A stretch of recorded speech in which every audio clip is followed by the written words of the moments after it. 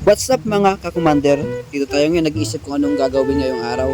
So napag-isipan ko na magtanim, tapos pagpunta ko dun sa Maritcom Farm mga commander, nagsisiyakan na yung mga naglilimlim na manok. So ibig sabihin, meron ng nagsisaw na manok. So titingnan natin yung mga pasisaw na manok. Nandito ako ngayon sa Maritcom Farm mga commander kung saan titingnan ko, check ko yung mga naglilimlim kong manok kasi nga napapakinggan ko may nagsasyak na o naghuhuni na yung yung checks niya o yung season niya. Parang ikaw, huni na huni, wala namang katotohanan.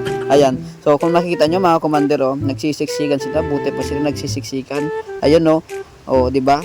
Compress, talagang sila ay nagmamalahan. Buti pang mga manok nagmamalahan, sa akin walang nagmamahal.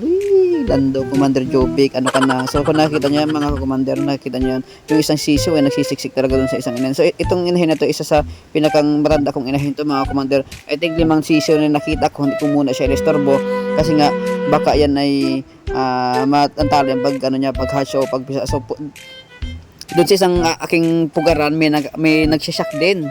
So titingnan natin mga commander kung ilang piraso yung nagsak. So ayan, habang nagdadaldal ako diyan, so nagkikwento ano pang pinagkikwento mo commander? Ayan ayan, meron din siyang chicks sa kanyang dibdib. Hindi ko na siya tingnan mo siyang higpit ng pagkadapa niya, buti pa siya ang higpit ng pagkadapa niya. Ayun mga commander, kung nakita niyo, di ba? Isa rin sa pinakang matanda akong inahing manok ito mga ka-commander.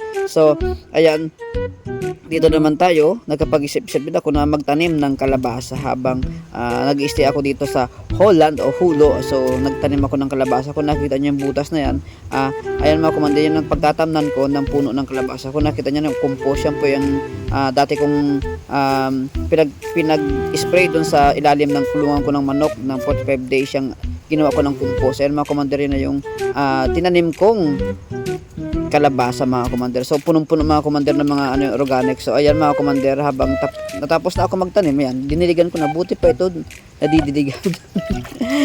Ayun so talagang itong pagdidilig nito ay talagang okay ito kasi nga taglamig ngayon mga commander o tag-ulan ngayon dito sa amin. So ito talaga ay mabubuhay itong mga kalabasa ito mga ka-commander. So kung nakita nyo, ayan, so di ko alam kung malaki bang uri ng kalabasa itong tinanim ko nito.